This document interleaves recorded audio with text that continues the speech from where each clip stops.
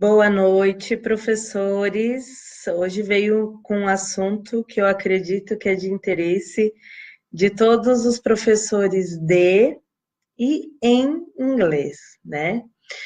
Superando os gaps linguísticos dos alunos em aulas de e em inglês através de jogos e demais atividades. Em resumo, a minha participação no Brass Tissel Chapter do Triângulo Mineiro foi mais ou menos por aí, né? Fiz um workshop sobre Boosting English Course Books, mas eu entrei bem nessa questão, né? Por que que às vezes a gente precisa boost the English course book ou the book we use with our students? Porque os alunos apresentam necessidades que aquelas atividades que estão no livro não são capazes de superar, né? Eu acredito que para todos nós, né, o livro nem sempre ele vai ser, só ele sozinho vai ser suficiente, até porque nossas turmas são heterogêneas, os alunos têm diferentes gaps, têm diferentes também habilidades com a língua, e eu acredito que isso seja muito importante. Como que eu sempre gostei de fazer isso? Através de jogos e também de atividades que chamamos de dinâmicas, né? Que são atividades que promovem mais movimento nos alunos, tasks, né? Enfim. Então, como que isso acontece, né? Você tem uma turminha, né?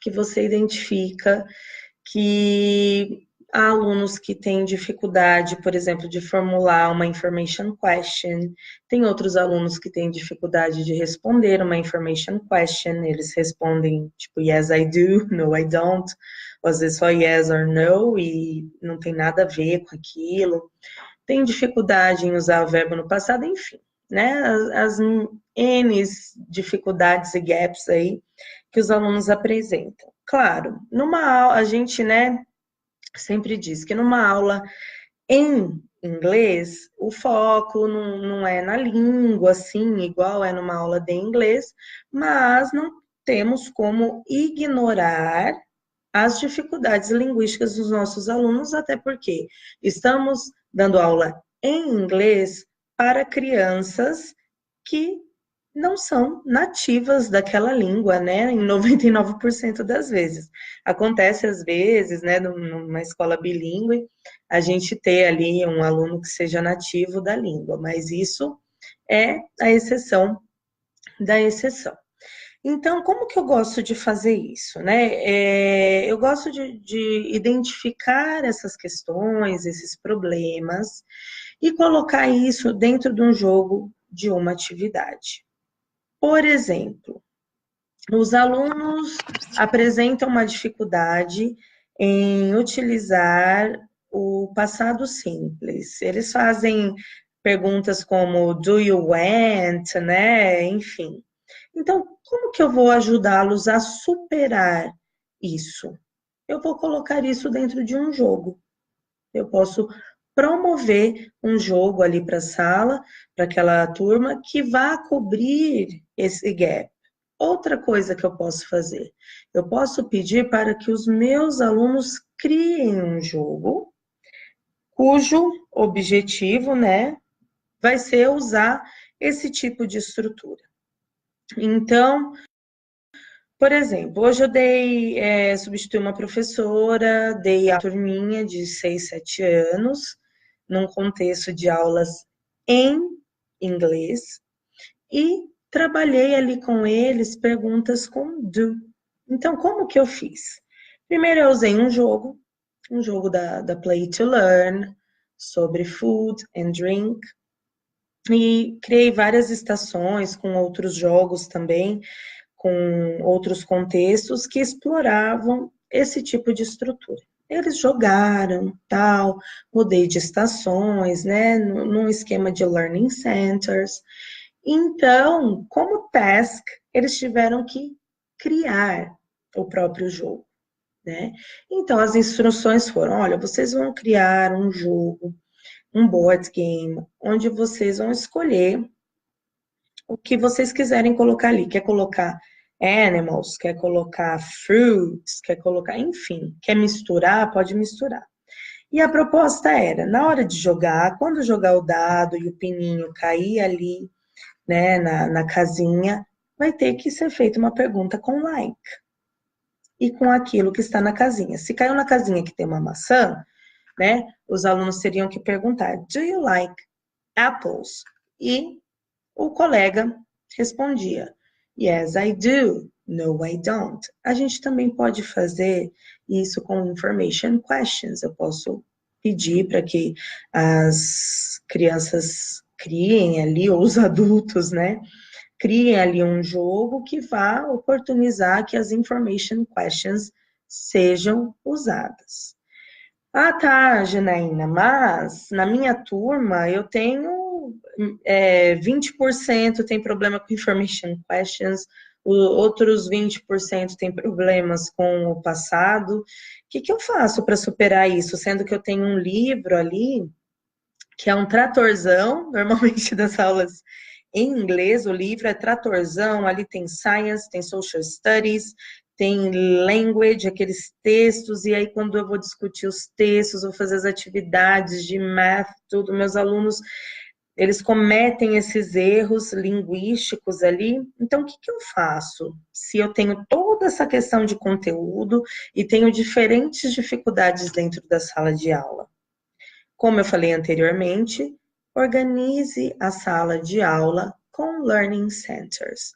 Comece a sua aula ou termine a sua aula dessa maneira, ou use essa atividade como como algo de transição de uma atividade para outra do seu livro, por exemplo. Então, você pode colocar numa mesa uma atividade, um jogo que vai explorar o do, does, o outro vai explorar did, o outro vai explorar verb to be, e eles vão fazendo o circuito, passando por todas essas estações. Como que eu organizo meus alunos? Eu sou a favor de colocar um que manja muito bem de uma coisa, de X, com outro que manja de Y. Então, eles vão passar por essas estações juntos, jogando esse jogo, e um vai poder auxiliar o outro, porque o que é um gap de um é a fortaleza de outro. Então, eu sempre vejo assim, né, nós professores num desespero. Eu tenho 2 horas de aula por dia, ou eu tenho 2 horas de aula por semana, eu tenho que terminar esse livro até o final do ano, ou tem um projeto, às vezes não trabalha com livro, mas é um projeto que eu tenho que fazer, que eu tenho que correr, tenho que fazer acontecer, e aí essa coisa linguística se perde. Claro, a gente também não vai entrar numa paranoia, numa loucura, achando que os nossos alunos têm que falar perfeitamente, que não podem ter erros. Mas certos erros comprometem a comunicação. Então, também é esse o olhar que a gente deve ter. Os erros que os meus alunos estão cometendo comprometem a comunicação deles? Por exemplo, se meus alunos, tem um grupo de alunos lá que não conseguem responder information questions. Eu pergunto, what's your favorite fruit? What's your favorite animal? E ele responde yes. Ou responde no. E aquilo, assim, nunca faz sentido para ele. E a gente acaba atropelando esse aluno com tudo que a gente tem que fazer, né? Então, promover isso. Gente, 10, 15 minutos ali, né, da aula, para os contextos de escola de idiomas que tem uma carga horária menor, de 2 aulas por semana, 5 minutinhos, uma atividade no começo da aula, fazer esses learning centers, faz 2 circuitos só, né, porque a coisa tem que andar, 2 circuitos não, 2 estações, porque também não pode ser moroso, mas faça. E olhem para a turma dessa maneira, né? Eu sei dar um desespero, né?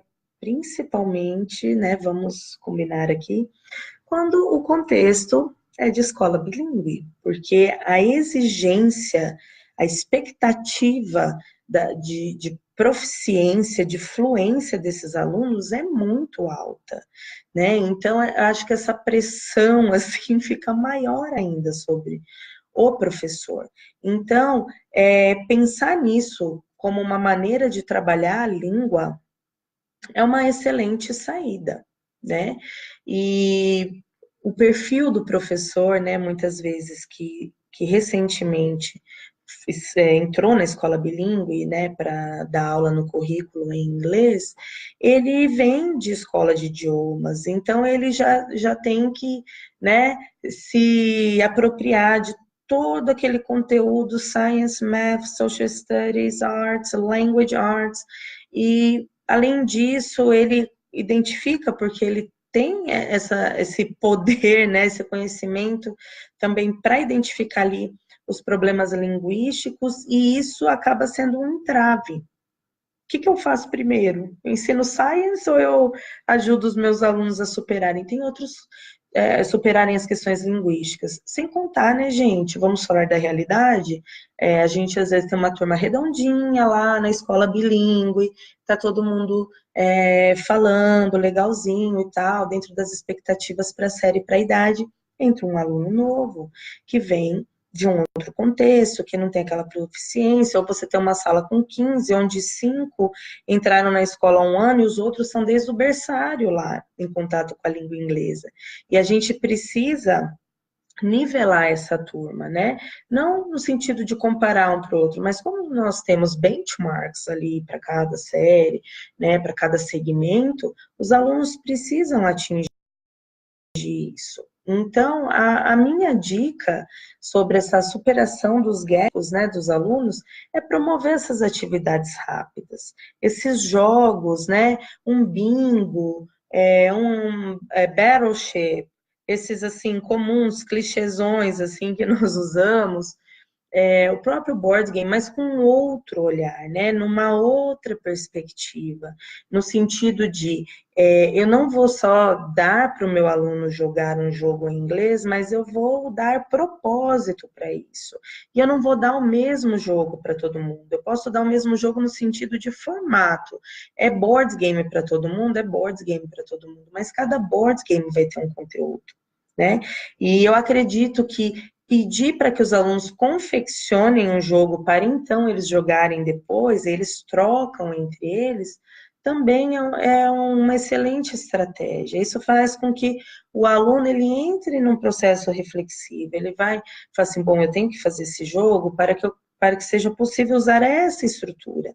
Então, também é uma forma dele estudar as estruturas da língua, né? Dele ter um momento de reflexão ali, sobre as estruturas, e isso vai ajudá-lo a entender, a dominar, a usar aquilo tudo. Então, eu não quero me prolongar muito, mas essa é a dica que eu gostaria de deixar para vocês, e a palavra-chave para conseguir promover essa diversidade de atividades dentro de uma sala de aula, que você tem o livro para cumprir, mas você tem gaps linguísticos que fogem do que esse livro vai conseguir te ajudar a superar, é Learning Centers. Pesquisem sobre Learning Centers, como usar os Learning Centers dentro da sala de aula, e não é só com jogos, né? Você pode fazer os Learning Centers de diversas maneiras, com diversos conteúdos, com diversos tipos de atividade. Então, era isso que eu queria falar para vocês hoje. Espero que eu tenha plantado uma sementinha aí no desespero de alguns professores. Um beijo, um abraço, e eu vou colocar o link aqui do meu curso Games and Dynamic Activities in ELT, que também é um curso que ajuda com que os professores consigam promover essas atividades de uma maneira mais criativa, que se apropriem de como não apenas utilizar os jogos, mas criá-los, criar os jogos, as atividades, adaptando um material que tem, a partir dessa perspectiva das dificuldades dos alunos. Certo? Então, bye bye. See you!